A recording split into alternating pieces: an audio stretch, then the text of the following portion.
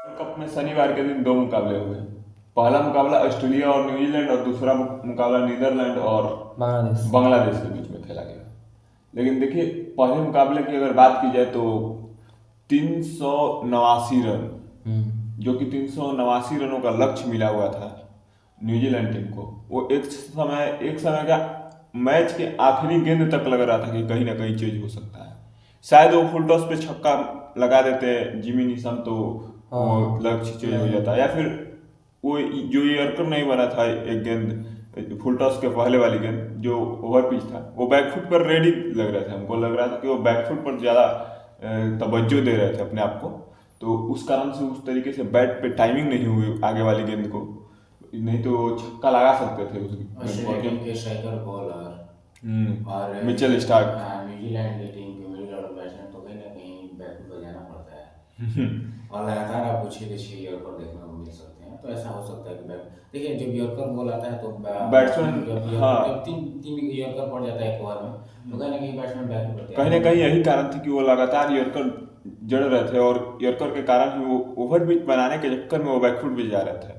और यही कारण हुआ कि जिमी निशाम को भी पता था कि मिचेल स्टार्क जब यॉर्कर डालते हैं तो कंटिन्यू सटीक यॉर्कर डालते हैं। जैसे बहुत सारे बल्लेबाज को वो यॉर्कर डालकर आउट भी कर चुके हैं, उसमें से उनका शिकार रह चुके बेन स्टोक को सबसे अच्छी तरीके से पता भी होगा। लेकिन अलग बात है, कल उस तरीके का दिन नहीं रहा था मिचेल स्टार्क का। लेकिन मैच के मुकाबले को शुरू से बता दें तो ट्रेविस हेड, जो कि मैच का मतलब कि शुरुआत कर रहे थे अपना इस वर्ल्ड कप में, इस वर्ल्ड कप का अपना पहला मुकाबला खेल रहे थे। इस वर्ल्ड कप में भी पहली बार हुआ है कि मिचेल स्टार्क को विकेट ना मिली हो। ऐसा वर्ल्ड कप में पहली बार हुआ है। पहली बार का है। तो उससे मतलब कि जब ट्रेविस हेड आते ही वर्ल्ड कप इतिहास का सबसे तेज अर्धशतक जड़ देते हैं। हाँ। उसके बाद वो अर्धशतक जड़ते हैं, फिर सेंचुरी में उसको तब्दील करते हैं और दोनों तेज सेंचुरी दोनों जड़ते हैं। ओपनरों को 175 रन की हाँ, साझेदारी हुई। शुरू के 10 ओवर में 118 रन बनते हैं, और 118 रन बनते हैं तो समझ लीजिए कि हमको हमारे टीम मेंबर द्वारा जानकारी दी गई कि इससे पहले सिर्फ वेस्ट इंडीज ही ऐसी टीम थी जो शुरू के 10 ओवर में, वर्ल्ड कप के इतिहास में शुरू के 10 ओवर में 119 रन बनाने में सफल रही, वो भी कनाडा टीम के अगेंस्ट। तो कनाडा में और न्यूजीलैंड में बहुत जमीन आसमान का फर्क है। तो वेस्ट इंडीज और 119 रन तो बनाई, लेकिन कनाडा जैसी टीम को 2003 में बनाई हुई थी। लेकिन ये जो टीम है 118 रन वो न्यूजीलैंड टीम के अगेंस्ट बनाई है। तो समझ लीजिए कि ऑस्ट्रेलिया किस रूप में बल्लेबाजी करने आई हुई थी। शुरू में मैट हेनरी को छक्के पे छक्के जड़ रहे थे, ट्रेंट बोल्ट को कुछ समझ ही नहीं रहे थे, तो सारे गेंदबाजों की बराबर ठुकाई हुई। उसके बाद कुल मिलाकर बताया तो ग्लेन फिलिप एकमात्र ऐसे बॉलर दिखे था। जो थोड़ा इम्पैक्ट डाले। लास्ट में आकर मिचेल सेंटनर ने भी बहुत अच्छी गेंदबाजी की, लेकिन जैसे तैसे ऑस्ट्रेलिया की टीम का स्कोर, अगर ग्लेन फिलिप का वो स्पेल और मिचेल सेंटनर का स्पेल नहीं आया था तो कहीं ना कहीं ये 4, 450 के ऊपर ही स्कोर जाने वाला था। लेकिन कुल मिलाकर कहीं कभी ना कभी तो इनिंग में दबाव होता ही है, तो वैसा ही हुआ। ऑस्ट्रेलिया टीम लड़खड़ाई, फिर से दबाव क्रिएट हुआ, और लेकिन वो आखिरी ओवर जो जिमी निशम का था, सेकंड लास्ट ओवर या थर्ड लास्ट ओवर था, उसमें 27 रन मतलब मारे गए। वर्ल्ड कप इतिहास का दूसरा सबसे महंगा ओवर था, जो पैट कमिंस और जोस इंग्लिश के द्वारा वो उस ओवर को बड़ा किया गया था। उस ओवर में 4 छक्के और 27 रन बने। तो समझ लीजिए कि वो इतना बड़ा ओवर जिमी निशम का कहीं ना कहीं उनके टीम के लिए वो भारी पड़ गया। वही 4 छक्के और क्या बोलते हैं कमिंस के वो इनिंग के बदौलत ऑस्ट्रेलिया जीतने में सफल रही, और 389 रन का लंबा स्कोर, बड़ा स्कोर खड़ा करने में सफल रही। लेकिन शुरुआत न्यूजीलैंड की भी बहुत शानदार रही। न्यूजीलैंड टीम ने जब शुरुआत किया तो डेवन कॉनवे और विलियम, वो तो लग ही नहीं रहा था कि वो आउट होंगे। जिस अच्छा आसानी से और जितना शानदार तरीके से वो शॉट्स खेल रहे थे दोनों बल्लेबाज, तो वो लग ही नहीं रहा था कि एक तरीके से वो आउट हो भी पाएंगे या फिर नहीं हो पाएंगे। लेकिन आउट तो होना ही था कभी ना कभी। कहीं ना कहीं दिमाग में चलता है कि आपको 389 रन का स्कोर चेज करना है, तो ये तो होता है। एक खराब गेंद, बहुत ही ओवर खराब गेंद पर आउट हो जाते हैं डेवन पावर कॉनवे प्ले में सबसे दोनों पहले। ओपनर चले गए थे। हाँ, डेवन कॉनवे बहुत ही खराब गेंद पर आउट हुए थे। जिस तरीके से हमने देखा कि वो शॉर्ट लाइन बॉल थी, फाइन लेग पर कैच, शॉर्ट फाइन लेग पर कैच दे बैठे थे, बहुत खराब गेंद थी, उसको छक्का या चौका जाना चाहिए था, लेकिन वो सीधे फील्डर के हाथ में चली गई और आउट हो जाता है डेवन कॉनवे। और न्यूजीलैंड की बहुत बड़ी मतलब सबसे बड़े बल्लेबाज इस वक्त वही थे ना जो डिपेंडेबल थे।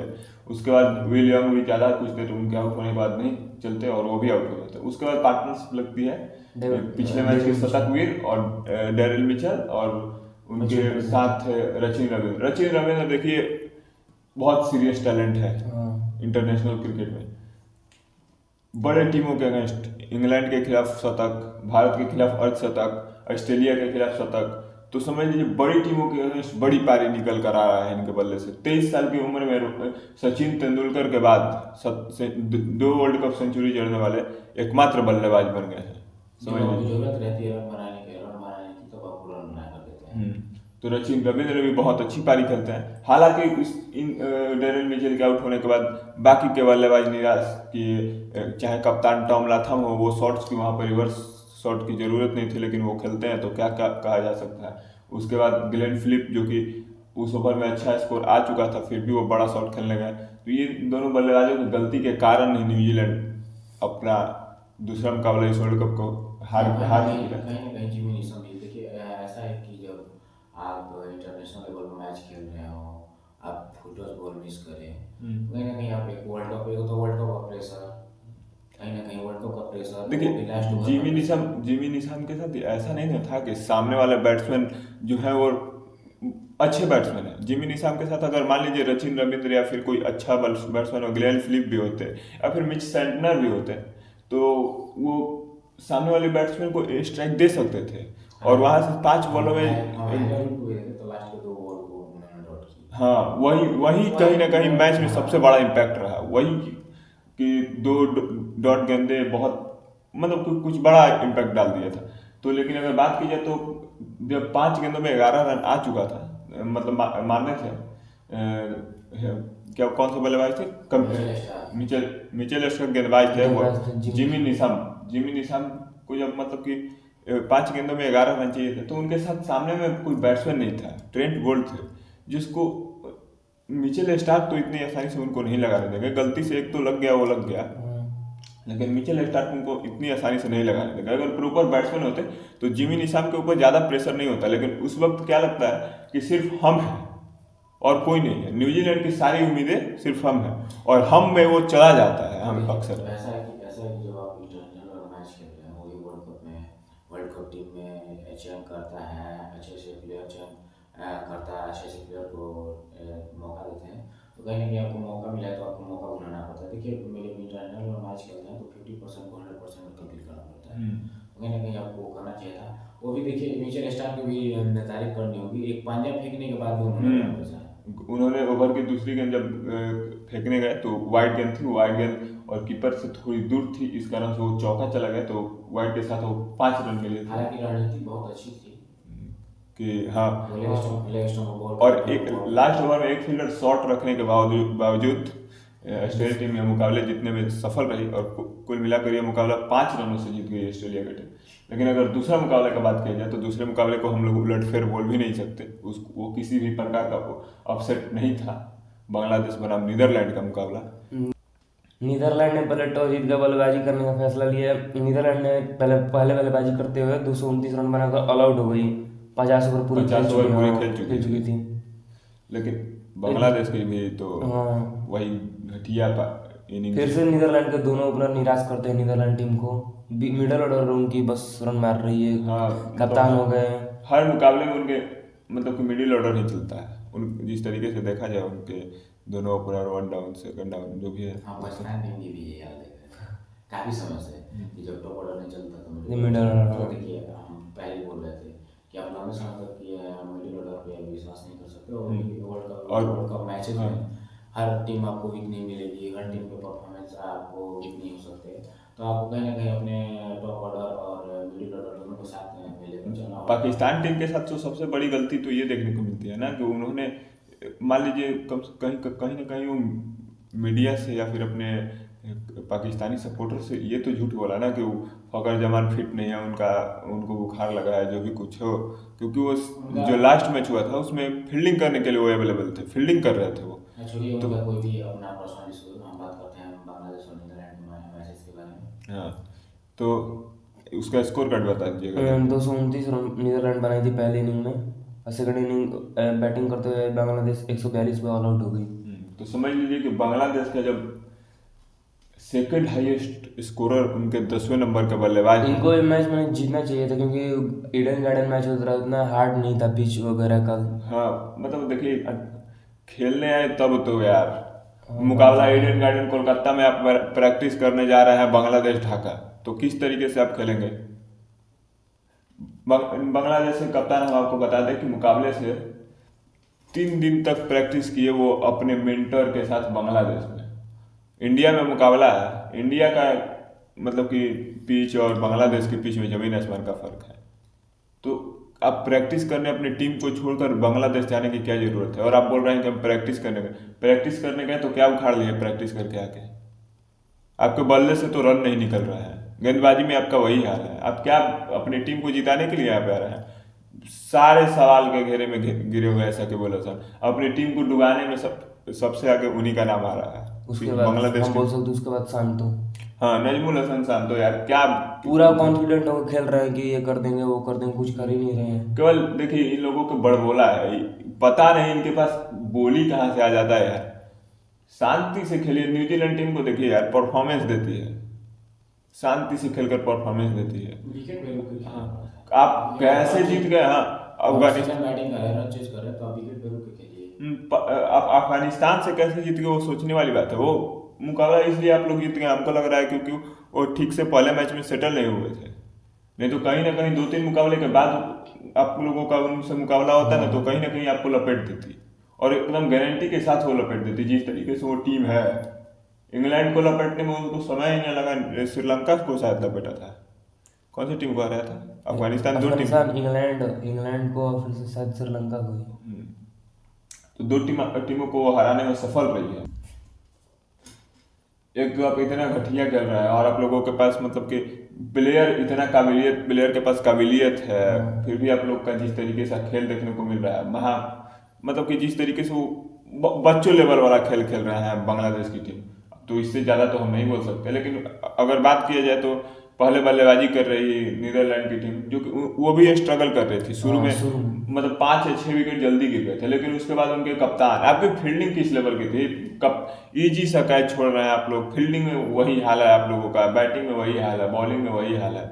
बॉलिंग तो कुल मिलाकर कुछ हद तक ठीक ही चल रही है, तो बॉलिंग का तो इसमें कोई दोष नहीं है। आपका कप्तान जो थे क्या बोलते नहीं उनका कप्तान स्कॉट एडवर्ड्स को देखिए, हर मुकाबले में लीडिंग फ्रॉम फ्रंट आते हैं। इस बार भी बहुत अच्छी पारी खेली। कल एक नए बल्लेबाज खेल रहे थे नीदरलैंड में। हाँ बरीस हाँ बहुत अच्छी बैटिंग की, बहुत अच्छी 41 बॉल में 41। उनको पहले भी खेलते हुए हमने देखा है, वो तेज ही खेलते हैं। जिस तरीके से उनका स्ट्राइक रेट रहता है तो वो तेज ही खेलते हैं। लेकिन अगर साउथ अफ्रीका के माफ कीजिएगा बांग्लादेश की तरफ से अगर बात की जाए तो कौन से गेंदबाज सबसे अधिक विकेट लिए थे। सबसे अधिक विकेट कर लिए थे, सभी को 2-2 विकेट मिला है। सभी गेंदबाजों को 2-2 विकेट मिला है। तो समझ लीजिए कि बॉलिंग तो कुल मिलाकर ठीक ठाक थी। लेकिन उनके अलावा अगर बात की जाए उनकी बल्लेबाजी में तो उनके 10वें नंबर के बल्लेबाज Mustafizur Rahman second highest scorer थे। और इस टीम के हाईएस्ट स्कोरर मेरे ख्याल से तो मेहदी हसन मिराज, वो भी ऑलराउंडर है। आपका कोई भी प्रॉपर बैट्समैन हाईएस्ट स्कोरर नहीं रहा है। तो समझ लीजिए कि आपकी टीम का स्टैंडर्ड क्या है। और दूसरी तरफ अगर उनकी गेंदबाजी की तो वाकई में तारीफ करनी पड़ेगी। हमने शुरू से भी बोला कि उनके गेंदबाज बहुत अच्छे गेंदबाज हैं नीदरलैंड के पास। हालांकि वो ऑस्ट्रेलिया के अगेंस्ट ज़्यादा रन खा गए थे, लेकिन बहुत अच्छे गेंदबाजी लाइनअप है उनकी। पालवल मिकेरन को मिले सबसे अधिक 4 विकेट, उसके बाद सभी को 1-1 विकेट। और एक गेंदबाज जो कि मेरे ख्याल से बैच डिलीडे थे उनको 2 विकेट्स मिले थे। तो कुल मिला के बात की जाए तो बहुत घटिया खेल के कारण बांग्लादेश 87 रनों से मैच जीती है नीदरलैंड की टीम। तो हारने में मतलब कि अपने हार को अब बचाने के लिए भी क्या बोलेंगे, बहाना करना पड़ेगा कोई ना कोई। तो मुकाबले हारने में वो सफल रही। जिस तरीके से हम बोलते हैं जो टीम नाटक करके हारती है उसको हम यही बोलते हैं। लेकिन अगला मुकाबला जो कि भारत और इंग्लैंड के बीच होने वाला है, सबसे बड़ा मुकाबला। इस मुकाबले में क्या होगा क्या नहीं कुछ नहीं जानता, क्योंकि एक इंग्लैंड टीम जिसके लिए करो या मरो कर देंगे तो आगे की तरफ थोड़ा सा मैथमेटिकल चांस है, और नहीं तो आपका कोई चांस ही नहीं बनता। तो भारत उनके सामने होंगे भारत, जो कि अभी तक इस वर्ल्ड कप में कोई मुकाबला ही नहीं है। तो भारत और इंग्लैंड के बीच मुकाबला खेला जाएगा। मुकाबला होगा लखनऊ के इकाना स्टेडियम में, जिसका विकेट पे बहुत रन बन रहे हैं। हाँ पिछले कुछ समय से बहुत अधिक रन बन रहे हैं, और रन बनते हुए हमने देखा भी, और भारतीय बैट्समैन फॉर्म में भी है। भारतीय टीम की गेंदबाजी भी बहुत अच्छी है। और इंग्लैंड की बात की जाए तो इंग्लैंड की गेंदबाजी लुप्त है, बल्लेबाजी तो उससे भी ज़्यादा लुप्त है, फील्डिंग की तो बात ही छोड़ दीजिए। कैप्टेंसी तो जोस बटलर भी अच्छा करते हैं और रोहित शर्मा भी अच्छा करते हैं, लेकिन इंग्लैंड टीम को कभी हल्के में नहीं लेना चाहिए। कब किसका फॉर्म आ जाता है कौन जानता है। और हम पिछले वर्ल्ड कप को भी नहीं भूल सकते। और हम पिछले वर्ल्ड कप को नहीं भूल सकते। जिस तरीके से हमको पिछले वर्ल्ड कप में इंग्लैंड के हाथों हार मिला था, 2019 का वर्ल्ड कप हो या फिर पिछला वर्ल्ड कप का सेमीफाइनल हो, 10 विकेट से हम लोग हारे थे, तो उस हार का बदला भी लेना चाहिए। और भारतीय टीम को अपने परफॉर्मेंस को और आगे की तरफ निखारना चाहिए। दोनों बल्लेबाज के अलावा, रोहित शर्मा और विराट कोहली के अलावा, शुभमन गिल को भी अब रन बनाने चाहिए। क्योंकि वो देखिए, बुखार आपको 2 मैच के लिए आप बाहर बैठे थे, लेकिन उसके बाद आपको कंटिन्यू मौके मिल रहे हैं। ईशान किशन 50 लगा कर बाहर बैठे हुए हैं, या 48 लगा कर बाहर बैठे हुए 48। हैं। हाँ, तो 48-49 लगा कर वो बाहर बैठे हुए हैं, तो आप पर कहीं ना कहीं निगाहें रहेंगी, और बड़े बड़े प्लेयर्स की निगाहें आपके ऊपर थी कि हाईएस्ट स्कोरर आप होंगे या फिर कुछ भी। तो कहीं ना कहीं आपके ऊपर निगाहें हैं, तो आपको प्रदर्शन निकाल के देना होगा कहीं ना कहीं। श्रेयस अय्यर भी अब की बार कहीं ना कहीं सवाल के घेरे में होंगे, क्योंकि उनका भी परफॉर्मेंस 20-25 रन वाला आ रहा है, और आप 4 नंबर के बल्लेबाज हैं, तो आपको 20-25 रन नहीं, आपको मैच खत्म करना आपका कर्तव्य बनता है। केएल राहुल कुल मिलाकर अच्छे फॉर्म में है।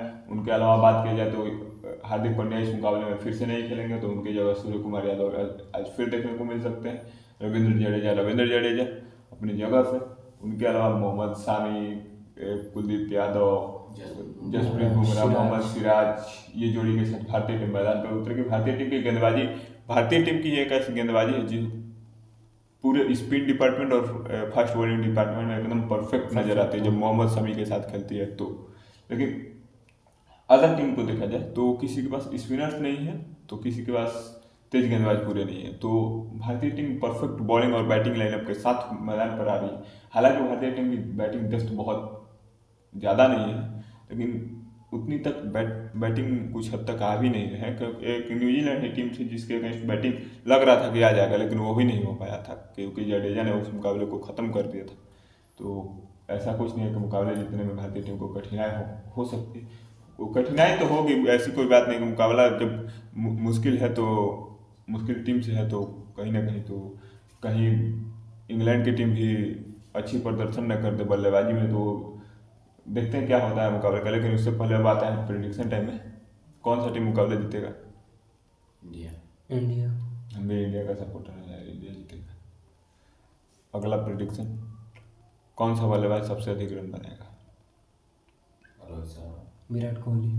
मैं फिर से रोहित शर्मा के साथ जाऊंगा, क्योंकि इस बार मेरे को लग रहा है कि रोहित शर्मा का सेंचुरी आने वाला है। अगला प्रेडिक्शन, हाईएस्ट विकेट टेकर कौन सा होगा? देखिए, मैं तो मोहम्मद शमी की तरफ जाना चाहूँगा, क्योंकि उनके पिछले वर्ल्ड कप मैच में भी देखा था कि अफगानिस्तान के खिलाफ हैट्रिक विकेट लेकर मैच जिता दिए थे। इस मैच से पिछले मैच में भी देखा था कि न्यूजीलैंड के 4 या 5 विकेट छट के। मैं मोहम्मद शमी के साथ जाना चाहूँगा। रविंद्र जडेजा। मैं इस मैच में कुलदीप यादव के साथ जाना चाहूँगा, क्योंकि वो अटैक करने के लिए जाने जाते हैं इंग्लैंड के बैट्समैन, और कुलदीप यादव स्पिनर्स हैं, तो वो चाहते हैं कि अटैक करे कोई मेरे अगेंस्ट, तो अटैक करेगा कोई तो फंसाएंगे जरूर। तो फंसाएंगे तो फील्डिंग भारतीय टीम बहुत अनदर लेवल की आजकल कर रही है मेडल के कारण। तो देखा जाएगा कि इस मुकाबले में क्या होता है। इस मुकाबले का सारा रिजल्ट लेकर आपके साथ हम जुड़ जाएंगे। तब तक मिलेंगे हम अपने अगले वीडियो में। धन्यवाद।